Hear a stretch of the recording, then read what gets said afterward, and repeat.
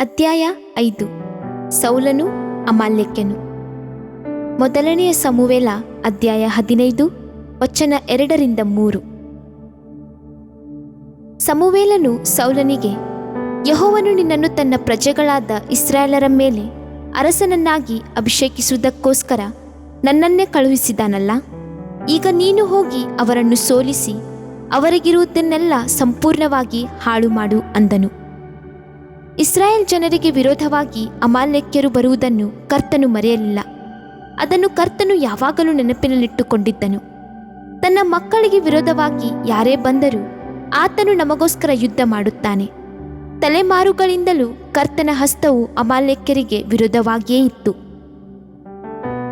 ಇಸ್ರಾಯೇಲರಿಗೂ ಅಮಾಲ್ಯಕ್ಯರಿಗೂ ಯುದ್ಧವು ಯಾವಾಗಲೂ ನಡೆಯುತ್ತಲೇ ಇತ್ತು ಎಂಬುದನ್ನು ನಾವು ಮರೆಯಬಾರದು. ವೃದ್ಧಾಪ್ಯದಲ್ಲಿದ್ದ ಮೋಶೆಯು ಇಸ್ರಾಯೇಲ್ ಜನರನ್ನು ನೋಡಿ, ನೀವು ಐಗುಪ್ತ ದೇಶದಿಂದ ಬರುವಾಗ ದಾರಿಯಲ್ಲಿ ಅಮಾಲ್ಯಕ್ಯರು ನಿಮ್ಮನ್ನು ಎದುರಿಸಿದ್ದನ್ನು ಜ್ಞಾಪಿಸಿಕೊಳ್ಳಿರಿ. ಅವರು ದೇವರಲ್ಲಿ ಸ್ವಲ್ಪವೂ ಭಯಭಕ್ತಿಯಿಲ್ಲದವರಾಗಿ ನೀವು ದಣಿದು ಬಳಲಿ ಇದ್ದಾಗ ನಿಮ್ಮವರಲ್ಲಿ ಹಿಂದೆ ಬಿದ್ದ ಬಲಹೀನರನ್ನು ಸಂಹಾರ ಮಾಡಿದ್ದಾರಲ್ಲ. ಧರ್ಮೋಪದೇಶಕಾಂಡ ಅಧ್ಯಾಯ 25 ವಚನ 17-19. ಕರ್ತನು ಬಿಳಾಮನ ಮೂಲಕವಾಗಿ ನುಡಿದ ದೈವೋಕ್ತಿ, ಅಮಾಲ್ಯಕ್ಯರು ಜನಾಂಗಗಳಲ್ಲಿ ಪ್ರಮುಖರಲ್ಲವೇ? ಆದರೂ ನಾಶವೇ ಅವರ ಗತಿ ಎಂದನು. ಅರಣ್ಯಕಾಂಡ ಅಧ್ಯಾಯ 24 ವಚನ 20. ತಲತಲಾಂತರಗಳಿಂದಲೂ ಇಸ್ರಾಯೇಲರಿಗೂ ಅಮಾಲ್ಯಕ್ಯರಿಗೂ ಯುದ್ಧ ನಡೆಯುತ್ತಲೇ ಇತ್ತು.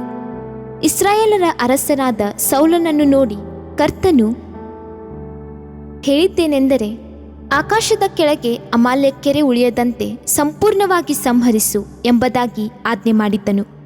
ಹೌದು, ಶರೀರ ಭಾವದ ಹೋರಾಟಗಳು ಸಂಪೂರ್ಣವಾಗಿ ನಾಶವಾಗಬೇಕು. ಅನೇಕರು ಆತ್ಮಿಕವಾಗಿ ಆರಂಭಿಸಿ ಕೊನೆಯಲ್ಲಿ ಶಾರೀರಿಕವಾಗಿ ಅಂತ್ಯ ಮಾಡುತ್ತಾರೆ.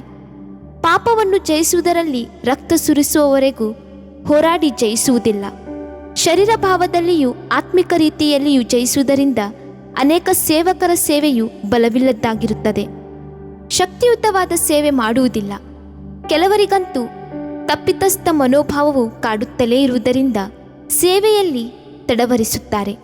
ಸುವಾರ್ತೆಯನ್ನು ಅಧಿಕಾರಯುಕ್ತವಾಗಿ ಸಾರಲು ಅವರಿಂದ ಸಾಧ್ಯವಾಗುವುದಿಲ್ಲ. ಅಮಾಲ್ಯಕ್ಯರನ್ನು ಸಂಪೂರ್ಣವಾಗಿ ನಾಶಪಡಿಸಬೇಕು. ಇದೇ ದೇವರ ಅಪೇಕ್ಷೆಯಾಗಿದೆ, ಆತನ ಕಟ್ಟಳೆಯೂ ಆಗಿದೆ. ಶರೀರ ಭಾವವನ್ನು ಸಂಪೂರ್ಣವಾಗಿ ನಾಶಪಡಿಸಬೇಕು. ಅಮಾಲ್ಯಕ್ಯರೆಂದರೆ ಶರೀರ ಭಾವ ಎಂದರ್ಥ. ಇಹಲೋಕದ ಸ್ನೇಹವು ದೇವರಿಗೆ ಶತ್ರು ಎಂದು ನಿಮಗೆ ತಿಳಿಯದೆ ಎಂದು ಯೋಹಾನನು ಬರೆಯುತ್ತಾನೆ. ಯಾವನು ಇಬ್ಬರು ಯಜಮಾನರಿಗೆ ಸೇವೆ ಮಾಡಲಾರನು. ಒಂದು ನಾವು ಕರ್ತನನ್ನೇ ಸೇವಿಸಬೇಕು, ಇಲ್ಲವೇ ಅಮಾಲ್ಯಕ್ಯರನ್ನು ಹಿಂಬಾಲಿಸಬೇಕು. ಕತ್ತಲನ್ನು ಆರಿಸಿಕೊಳ್ಳಬೇಕು, ಇಲ್ಲವೇ ಬೆಳಕನ್ನು ಆರಿಸಿಕೊಳ್ಳಬೇಕು. ಕರ್ತನು ಸೌಲನಿಗೆ ದೃಢವಾಗಿ ಹೇಳಿದ್ದು, ಆಕಾಶದ ಕೆಳಗೆ ಅಮಾಲ್ಯಕ್ಯರೇ ಉಳಿಯದಂತೆ ಸಂಹರಿಸಬೇಕು ಎಂಬುದಾಗಿ. ಆದರೆ ಸೌಲನಾದರೂ ಶ್ರೇಷ್ಠವಾದ ಎಲ್ಲ ಪದಾರ್ಥಗಳನ್ನು ನಾಶ ಮಾಡುವ ಮನಸ್ಸಿಲ್ಲದೆ ಉಳಿಸಿ ಪ್ರಯೋಜನ ಇಲ್ಲದಂಥ ಹೀನವಾದವುಗಳನ್ನು ನಾಶ ಮಾಡಿಬಿಟ್ಟನು. ಮೊದಲನೆಯ ಸಮುವೇಲ ಅಧ್ಯಾಯ 15 ವಚನ 9. ಈ ಮಾತುಗಳನ್ನು ಸ್ವಲ್ಪ ಆಳವಾಗಿ ಧ್ಯಾನಿಸಿರಿ. ಕೆಲವನ್ನು ನಾಶ ಮಾಡಿದನು, ಕೆಲವನ್ನು ಉಳಿಸಿದನು. ಇದೇ ಅವನ ಬೀಳುವಿಕೆಗೆ ಕಾರಣವಾಯಿತು. ಇದರಿಂದ ಅವನಿಗೆ ಸಿಕ್ಕಿದ ದಂಡನೆ ಅಷ್ಟಿಷ್ಟಿಲ್ಲ. ರಾಜ್ಯವನ್ನು ಕಳೆದುಕೊಂಡನು. ಅವನ ಸಂತತಿಗೆ ಎಂದೆಂದಿಗೂ ಸಿಂಹಾಸನ ಲಭ್ಯವಾಗಲಿಲ್ಲ.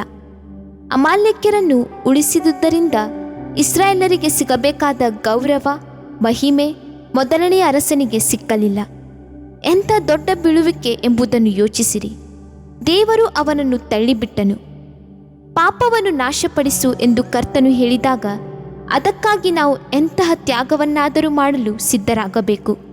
ಪರಿಪೂರ್ಣವಾಗಿ ನಾಶ ಮಾಡಬೇಕು. ನಿನ್ನ ಕಣ್ಣುಗಳು ನಿನಗೆ ತೊಡಕಾಗಿದ್ದರೆ ಅದನ್ನು ಕಿತ್ತು ಬೀಸಾಡಿಬಿಡು ಎಂದು ಯೇಸು ಹೇಳಿದ್ದಾನಲ್ಲವೇ? ಕಣ್ಣುಗಳನ್ನು ಕಿತ್ತು ಬೀಸಾಡುವುದು ಎಂದರೆ ಅದು ಬಹಳ ವೇದನೆಯನ್ನುಂಟು ಮಾಡುತ್ತದೆ. ಆದಾಗ್ಯೂ ಪಾಪದ ಮೇಲೆ ಜಯವನ್ನು ಹೊಂದುವುದಕ್ಕಾಗಿ ನಾವು ತ್ಯಾಗವನ್ನು ಮಾಡಲೇಬೇಕು. ಅದಕ್ಕಾಗಿಯೇ ಕರ್ತನು ಹಾಗೆ ಹೇಳಿದ್ದು. ಕೆಲವು ದಿನಗಳ ಹಿಂದೆ ಒಬ್ಬ ದೇವರ ಮನುಷ್ಯನನ್ನು ಸಂಧಿಸಿದಾಗ ಅವರಲ್ಲಿ ನಾವು ಮನಸ್ಸು ಬಿಚ್ಚಿ, ಈಗಲೂ ನಿಮ್ಮಲ್ಲಿ ಶರೀರ ಭಾವದ ಹೋರಾಟ ಇರುವುದಾ ಎಂದು ಕೇಳಿದೆನು. ಅವರು ಬಹಳ ಸಂತೋಷದಿಂದ, ದೇವರ ಕೃಪೆಯಿಂದ ನಾನು ಈಗ ಸಂಪೂರ್ಣವಾಗಿ ಜಯ ಹೊಂದಿದ್ದೇನೆ, ಕಾರಣವೇನೆಂದರೆ ಚಿಕ್ಕ ಚಿಕ್ಕ ಹೋರಾಟಗಳು ಬರುವಾಗ ತಕ್ಷಣವೇ ಮೊಣಕಾಲೂರಿ ಪೂರ್ಣ ಬಲದಿಂದಲೂ ಆತ್ಮಭಾರದಿಂದಲೂ ಕರ್ತನ ಕೃಪೆಗಾಗಿ ಕಣ್ಣೀರಿನಿಂದ ಪ್ರಾರ್ಥಿಸುತ್ತೇನೆ. ಮೊದಲೆಲ್ಲ ನನ್ನ ಕಣ್ಣುಗಳು ಲೋಕದ ಇಚ್ಛೆಗಳ ಮೇಲೆ ಇರುತ್ತಿತ್ತು. ಆದರೆ ಕರ್ತನ ಹಸ್ತದಲ್ಲಿ ನನ್ನನ್ನು ಒಪ್ಪಿಸಿಕೊಡುವಾಗ ಶರೀರದ ಇಚ್ಛೆಗಳು ಜಯಿಸಲು ಸಾಧ್ಯವಾಯಿತು. ಮೊದಲು ಶರೀರ ಭಾವದವುಗಳಲ್ಲಿ ಮನಸ್ಸಿಡುವಾಗ ನನ್ನ ಮನಸ್ಸಾಕ್ಷಿಯು ನನ್ನನ್ನು ಬಾಧಿಸುತ್ತಿತ್ತು. ಆದರೆ ಈಗ ಕರ್ತನು ನನಗೆ ಜಯವನ್ನು ಕೊಟ್ಟಿದ್ದಾನೆ. ನಾನು ನನ್ನ ಸೇವೆಯನ್ನು ಸಂತೋಷದಿಂದಲೂ ಬಲದಿಂದಲೂ ಅತ್ಯಧಿಕವಾದ ಆಸಕ್ತಿಯಿಂದಲೂ ಮಾಡುತ್ತಿದ್ದೇನೆ ಎಂದರು. ಆತನ ಮಾತುಗಳು ನನಗೆ ಸಂತೋಷವನ್ನುಂಟು ಮಾಡಿತು. ದೇವ ಮಗುವೆ, ನಿನ್ನ ಯೋಚನೆಗಳಿಂದಲೂ ಕಣ್ಣುಗಳಿಂದಲೂ ಹೃದಯದಿಂದಲೂ ಅಮಾಲ್ಯಕ್ಕೆ ಶರೀರ ಭಾವವನ್ನು ಸಂಪೂರ್ಣವಾಗಿ ನಾಶಪಡಿಸಿರಿ. ಸೈತಾನನ ಯೋಚನೆಗಳಿಂದ ದೂರವಾಗಿರಿ. ಯಾವ ದೇವರ ಮನುಷ್ಯನು ತನ್ನ ಕೋಪ, ದ್ವೇಷ, ಉರಿಗೊಳ್ಳುವಿಕೆಯನ್ನು ಜಯಿಸುವುದಿಲ್ಲವೋ ಅವನು ನಿತ್ಯ ರಾಜ್ಯಕ್ಕೆ ಬಾಧ್ಯಸ್ಥನಾಗಲಾರನು. ಜೀವಿಸುವುದೋ ಸಾಯುವುದೋ ಎಂಬುದನ್ನು ಈ ಯುದ್ಧವು ನಿರ್ಣಯಿಸುತ್ತದೆ. ಇಂದು ನೀನು ಪೂರ್ಣ ಬಲದಿಂದ ಅಮಾಲ್ಯಕ್ಯರನ್ನು ಸೋಲಿಸಿದರೆ ನಿತ್ಯ ನಿತ್ಯಕ್ಕೂ ದೇವ ಸನ್ನಿಧಾನದಲ್ಲಿ ಹರ್ಷ ಉಲ್ಲಾಸಗಳಿಂದ ದೇವರನ್ನು ಸ್ತುತಿಸುವಿ. ದೇವ ಮಗುವೆ, ಒಂದು ಕ್ಷಣ ನಿನ್ನನ್ನು ನೀನೇ ಪರೀಕ್ಷಿಸಿಕೊ. ತನ್ನಗೂ ಇಲ್ಲದೆ ಬೆಚ್ಚಗೂ ಇಲ್ಲದ ಸ್ಥಿತಿಯಲ್ಲಿದ್ದು ತಡವರಿಸುತ್ತಿರುವೆಯಾ? ಸೋಲು ಇಲ್ಲದೆ ಗೆಲುವು ಇಲ್ಲದೆ ತತ್ತರಿಸುತ್ತಿರುವೆಯಾ? ಅಹಷ್ಟೆರೋಷನ ಕಾಲದಿಂದಲೂ ದುಷ್ಟ ಹಾಮಾನನ ವಿಷಯದಲ್ಲಿ ನಾವು ಓದುತ್ತಿರುವೆವು. ಈ ಹಾಮಾನನು ಅಮಾಲೇಕನ ಸಂತತಿಗೆ ಸೇರಿದವನು. ಅವನೇ ಕೊನೆಯ ಅಮಾಲೇಕನಿರಬಹುದು ಎಂದು ನಾನು ನೆನೆಸುತ್ತೇನೆ. ಅವನು ಇಸ್ರಾಯೇಲರೆಲ್ಲರನ್ನೂ ನಾಶಪಡಿಸಲು ಉದ್ದೇಶಿಸಿದನು. ಆದರೆ ಕರ್ತನ ಹಸ್ತವು ಅಮಾಲೇಕರಿಗೆ ವಿರೋಧವಾಗಿತ್ತು. ಆದುದರಿಂದ ಅವನು ತೋಡಿದ ಹಳ್ಳದಲ್ಲಿ ಅವನೇ ಬಿದ್ದನು. ಇಂದು ಕರ್ತನು ಆಕಾಶದ ಕೆಳಗೆ ಅಮಾಲೇಕ್ಯನೇ ಇರದಂತೆ ನಾಶಪಡಿಸಿದ್ದಾನೆ. ದೇವ ಮಕ್ಕಳೇ, ಇಂದು ನಿಮಗೆ ಅಮಾಲೇಕ್ಯರೊಂದಿಗೆ ಹೋರಾಟವಿರಬಹುದು. ಪರಿಶುದ್ಧಾತ್ಮನ ಅಗ್ನಿಯ ಅಭಿಷೇಕದಿಂದ ಎದುರಿಸು. ಯೇಸುವಿನ ನಾಮದಲ್ಲಿ ಯಜ್ಞದ ಕುರಿಯಾದಾತನ ರಕ್ತದಿಂದಲೂ ನಿನ್ನ ಪೂರ್ಣ ಶಕ್ತಿಯಿಂದಲೂ ಎದುರಿಸಿ ನಿಲ್ಲು. ಕೆಲವರು ನಾನು ಪಾಪವನ್ನು ಬಿಟ್ಟಿದ್ದೇನೆ ಎನ್ನುತ್ತಾರೆ. ಆದರೆ ಕೆಲವರು ರಹಸ್ಯವಾಗಿ ಕತೆ ಪುಸ್ತಕಗಳನ್ನು ಓದುವುದು, ಸಿನಿಮಾ ನೋಡುವುದು ಮಾಡುತ್ತಾರೆ. ಒಬ್ಬ ಸಹೋದರಿಯ ಕುರಿತು ಕೇಳಿದ್ದೇನೆ. ಅವರಿಗೆ ಟಿವಿಯನ್ನು ನೋಡುವ ಹುಚ್ಚು ಬಹಳವಿತ್ತು. ಪ್ರಾರ್ಥನೆ, ದೇವರ ವಾಕ್ಯಗಳನ್ನು ಓದುವುದು ನಿಂತು ಹೋಗಿತ್ತು. ಎಲ್ಲ ಆಶೀರ್ವಾದಗಳನ್ನು ಕಳೆದುಕೊಂಡಿದ್ದರು. ಮಕ್ಕಳು ಎಲ್ಲ ತರಗತಿಗಳಲ್ಲಿಯೂ ಫೇಲಾಗಿದ್ದರು. ಆಗಾಗ್ಗೆ ಕಾಯಿಲೆಗಳು, ಅಸಮಾಧಾನಗಳು ಪ್ರಾರಂಭವಾಯಿತು. ಒಂದು ದಿನ ದಂಪತಿಗಳು ಸೇರಿ ಒಂದು ಹರಕೆ ಮಾಡಿಕೊಂಡರು. ಇನ್ನು ಮೇಲೆ ಟಿವಿ ಮನೆಯಲ್ಲಿರಬಾರದು. ಗಂಡನು ಅದನ್ನು ಮಾರಿಬಿಡಲು ತೀರ್ಮಾನಿಸಿದನು. ಆದರೆ ಪತ್ನಿ ಏನು ಮಾಡಿದಳು ಗೊತ್ತೇ? ನಾವು ಇದನ್ನು ಮಾರಿದರೆ ಬೇರೆಯವರು ಅದನ್ನು ನೋಡುವುದಕ್ಕೆ ಮಾರ್ಗ ಮಾಡಿದಂತಾಗುವುದು. ಆದುದರಿಂದ ಮನೆಯ ಹಿಂದೆ ಹಿತ್ತಲಲ್ಲಿ ಆಳವಾದ ಗುಂಡಿ ತೋಡಿ ಅದರಲ್ಲಿ ಹಾಕಿ ಮುಚ್ಚಿಬಿಟ್ಟರು. ಅಮಾಲೇಕನನ್ನು ಸಂಪೂರ್ಣವಾಗಿ ನಾಶ ಮಾಡಿಬಿಟ್ಟರು. ಸತ್ಯವೇದವು ದೃಢವಾಗಿ ಹೀಗೆ ಹೇಳುತ್ತದೆ: ಕ್ರಿಸ್ತ ಯೇಸುವಿನವರು ತಮ್ಮ ಶರೀರ ಭಾವವನ್ನು ಅದರ ವಿಷಯಾಭಿಲಾಷೆ, ಸ್ವೇಚ್ಛಾಭಿಲಾಷೆ ಸಹಿತ ಶಿಲುಬೆಗೆ ಹಾಕಿದರು. ಗಲಾತ್ಯ ಅಧ್ಯಾಯ 5 ವಚನ 24. ಯೇಸು ಕ್ರಿಸ್ತನು ನಮಗಾಗಿ ಕಲ್ವಾರಿ ಶಿಲುಬೆಯಲ್ಲಿ ತನ್ನ ಜೀವವನ್ನೇ ಕೊಟ್ಟಿದ್ದರಿಂದ ನಮಗೆ ಜಯದ ಜೀವಿತವನ್ನು ವಾಗ್ದಾನ ಮಾಡಿದ್ದಾನೆ. ಆತನು ಸುರಿಸಿದ ರಕ್ತದಿಂದಲೂ ಪರಿಶುದ್ಧಾತ್ಮನ ಅಗ್ನಿಯಿಂದಲೂ ನಾವು ಅಮಾಲೇಕ್ಯರನ್ನು ಜಯಿಸುತ್ತೇವೆ. ಶತ್ರುವಿನ ಕ್ರಿಯೆಗಳನ್ನು ನಾಶಪಡಿಸುತ್ತೇವೆ. ಸೌಲನು ಅಮಾಲೇಕ್ಯರ ಅರಸನಾದ ಆಗಾಗನನ್ನು ತಪ್ಪಿಸಿದನು.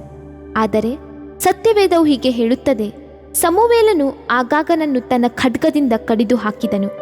ಸಮುವೇಲನು ಅಮಾಲೇಕ್ಯರನ್ನು ಸಂಪೂರ್ಣವಾಗಿ ನಾಶಪಡಿಸಲು ತೀರ್ಮಾನಿಸಿದನು. ಭಕ್ತಿ ವೈರಾಗ್ಯವುಳ್ಳವನಾಗಿದ್ದನು. ನಿನ್ನೊಳಗೆ ಆ ಭಕ್ತಿ ವೈರಾಗ್ಯವಿರುವುದಾದರೆ ನೀನು ಶರೀರ ಭಾವವನ್ನು, ಅದರ ಕ್ರಿಯೆಗಳನ್ನು ಸಂಪೂರ್ಣವಾಗಿ ನಾಶ ಮಾಡಿ ಜಯ ಹೊಂದಿದವನಾಗಿ ಜೀವಿಸಬೇಕೆಂಬುದೇ ದೇವರ ಅಪೇಕ್ಷೆಯಾಗಿದೆ. ಜಯ ಹೊಂದುವವನು ಯಾರು ಎನ್ನುವ ಧ್ವನಿಯು ಪರಲೋಕದಿಂದ ಕೇಳುತ್ತಲೇ ಇದೆ.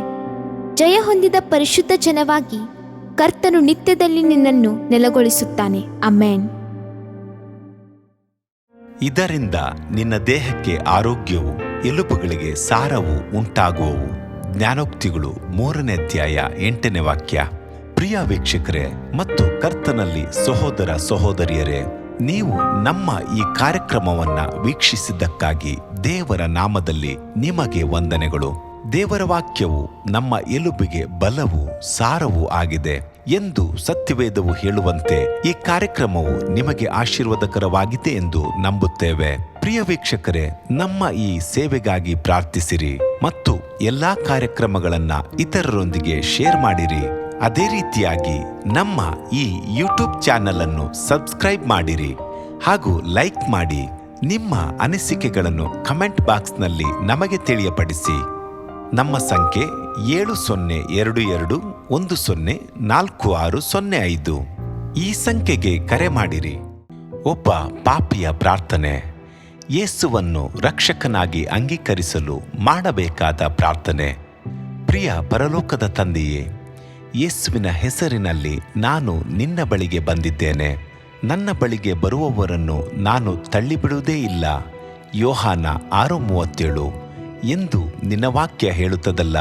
ಆದ್ದರಿಂದ ನೀನು ನನ್ನನ್ನು ತಳ್ಳಿಬಿಡದೆ ನನ್ನನ್ನು ಸೇರಿಸಿಕೊಳ್ಳುವಿ ಎಂದು ನನಗೆ ಗೊತ್ತಿದೆ. ಆದ್ದರಿಂದ ನಾನು ನಿನಗೆ ಸ್ತೋತ್ರ ಮಾಡುತ್ತೇನೆ. ನೀನು ನಿನ್ನ ವಾಕ್ಯದಲ್ಲಿ ನೀನು ಯೇಸುವನ್ನೇ ಕರ್ತನೆಂದು ಬಾಯಿಂದ ಅರಿಕೆ ಮಾಡಿಕೊಂಡು ದೇವರು ಆತನನ್ನು ಸತ್ತವರೊಳಗಿಂದ ಎಬ್ಬಿಸಿದನೆಂದು ಹೃದಯದಿಂದ ನಂಬಿದರೆ ನಿನಗೆ ರಕ್ಷಣೆಯಾಗುವುದು ಎಂತಲೂ ಕರ್ತನ ನಾಮವನ್ನ ಹೇಳಿಕೊಳ್ಳುವವರೆಲ್ಲರಿಗೆ ರಕ್ಷಣೆಯಾಗುವುದೆಂತಲೂ ಬರೆದಿದೆ. ರೋಮ 10:9-13 ವಾಕ್ಯ. ಯೇಸು ಕ್ರಿಸ್ತನು ದೇವಕುಮಾರನೆಂದು ನನ್ನ ಹೃದಯದಲ್ಲಿ ನಂಬುತ್ತೇನೆ. ನನ್ನನ್ನು ನೀತಿವಂತನನ್ನಾಗಿ ಮಾಡುವುದಕ್ಕಾಗಿ ಆತನು ಸತ್ತವರೊಳಗಿಂದ ಎಬ್ಬಿಸಲ್ಪಟ್ಟನು ಎಂದು ನಂಬುತ್ತೇನೆ. ನಾನು ಆತನ ನಾಮವನ್ನ ಹೇಳಿಕೊಳ್ಳುತ್ತೇನೆ. ಯೇಸುವೇ, ನೀನೇ ಕರ್ತನು. ತಂದೆಯೇ, ನೀನು ನನ್ನನ್ನು ರಕ್ಷಿಸಿದಿ ಎಂದು ನಾನು ನಂಬುತ್ತೇನೆ. ನಿನ್ನ ವಾಕ್ಯವು ಹೇಳುತ್ತದೆ, ಮನುಷ್ಯನು ಹೃದಯದಿಂದ ನಂಬುವುದರ ಮೂಲಕ ನೀತಿಯು ದೊರಕುತ್ತದೆ, ಬಾಯಿಂದ ಅರಿಕೆ ಮಾಡುವುದರ ಮೂಲಕ ರಕ್ಷಣೆಯಾಗುತ್ತದೆ. ರೋಮ 10:10. ನಾನೀಗ ನನ್ನ ಹೃದಯದಲ್ಲಿ ನಂಬುತ್ತೇನೆ ಹಾಗೂ ಯೇಸುವೇ ನನ್ನ ಕರ್ತನೆಂದು ಅರಿಕೆ ಮಾಡುತ್ತೇನೆ. ಆದುದರಿಂದ ನಾನೀಗ ರಕ್ಷಣೆ ಹೊಂದಿದ್ದೇನೆ. ಅಪ್ಪಾ ತಂದೆಯೇ, ನಿನಗೆ ಸ್ತೋತ್ರ. ಲೂಕನು ಬರೆದ ಸುವಾರ್ತೆ 11ನೇ ಅಧ್ಯಾಯದಲ್ಲಿ ಬರೆದಿರುವಂತೆ, ನಿಮ್ಮಲ್ಲಿ ತಂದೆಯಾದವನು ಮೀನನ್ನು ಕೇಳುವ ಮಗನಿಗೆ ಮೀನು ಕೊಡದೆ ಹಾವನ್ನು ಕೊಡುವನೆ? ಅಥವಾ ತತ್ತಿಯನ್ನು ಕೇಳಿದರೆ ಚೇಳನ್ನು ಕೊಡುವನೆ? ಹಾಗಾದರೆ ಕೆಟ್ಟವರಾದ ನೀವು ನಿಮ್ಮ ಮಕ್ಕಳಿಗೆ ಒಳ್ಳೆ ಪದಾರ್ಥಗಳನ್ನ ಕೊಡಬಲ್ಲವರಾದರೆ ಪರಲೋಕದಲ್ಲಿರುವ ನಿಮ್ಮ ತಂದೆಯು ತನ್ನನ್ನು ಬೇಡಿಕೊಳ್ಳುವವರಿಗೆ ಎಷ್ಟೋ ಹೆಚ್ಚಾಗಿ ಪವಿತ್ರಾತ್ಮ ವರವನ್ನ ಕೊಡುವವನಲ್ಲವೇ ಅಂದನು. ತಂದೆಯೇ, ನೀನು ಕೇಳಿಕೊಳ್ಳುವವರಿಗೆ ಪವಿತ್ರಾತ್ಮನ ವರವನ್ನು ಹೇರಳವಾಗಿ ಕೊಡುವಾತನಾಗಿದ್ದಿ. ಆದ್ದರಿಂದ ನನ್ನ ಮೇಲೆಯೂ ನಿನ್ನ ಆತ್ಮನನ್ನು ಸುರಿಸಬೇಕಾಗಿ ಬೇಡಿಕೊಳ್ಳುತ್ತೇನೆ. ಕೀರ್ತನೆ 81:10 ಬರೆದಿದೆ, ಅಗಲವಾಗಿ ಬಾಯಿದೆರೆಯಿರಿ, ಅದನ್ನು ತುಂಬಿಸುವೆನು. ಕರ್ತನೇ, ನನ್ನನ್ನು ಪವಿತ್ರಾತ್ಮನಿಂದ ತುಂಬಿದಂತ ನೀನು ನನ್ನನ್ನು ಅನ್ಯ ಭಾಷೆಯ ವರದಿಂದಲೂ ತುಂಬುವವನಾಗಿದ್ದಿ ಎಂದು ನಂಬುತ್ತೇನೆ. ಅದರಂತೆ ನಾನು ನನ್ನ ಬಾಯಿಯನ್ನು ತೆರೆದು ನಿನ್ನ ಸ್ತೋತ್ರ ಮಾಡುವಾಗ ಅನ್ಯ ಭಾಷೆಯ ಅಭಿಷೇಕದಿಂದ ನನ್ನನ್ನು ತುಂಬುವವನಾಗಿದ್ದಿ ಎಂದು ನಂಬುತ್ತೇನೆ. ಈಗ ನೀವು ನಿಮ್ಮ ಬಾಯಿಯನ್ನು ತೆರೆದು ಮಾತನಾಡುವಾಗ ಪವಿತ್ರಾತ್ಮನು ನಿಮ್ಮ ಬಾಯಿಯನ್ನು ತನ್ನ ಭಾಷೆಯಿಂದ ತುಂಬುವವನಾಗಿದ್ದಾನೆ. ಇದು ದೇವರ ಭಾಷೆಯಾಗಿದೆ. ಈ ಅಭಿಷೇಕವನ್ನ ಹೊಂದಿಕೊಳ್ಳಲು ನೀವು ನಿಮ್ಮ ಸ್ವರವನ್ನ ಉಪಯೋಗಿಸಬೇಕು. ಅದರಿಂದ ನೀವು ನಿಮ್ಮ ಬಾಯನ್ನು ತೆರೆದು ದೇವರಿಗೆ ಸ್ತೋತ್ರ ಮಾಡುವಾಗ ದೇವರು ನಿಮ್ಮನ್ನು ಅನ್ಯ ಭಾಷೆಯ ವರದಿಂದ ತುಂಬುವವನಾಗಿದ್ದಾನೆ. ಪ್ರಿಯರೇ, ಈಗ ನೀವು ಪವಿತ್ರಾತ್ಮನಿಂದ ತುಂಬಲ್ಪಟ್ಟ ಆತನ ಪ್ರಿಯ ಮಕ್ಕಳಾಗಿದ್ದೀರಿ. ದೇವರ ನಾಮಕ್ಕೆ ಸ್ತೋತ್ರವಾಗಲಿ.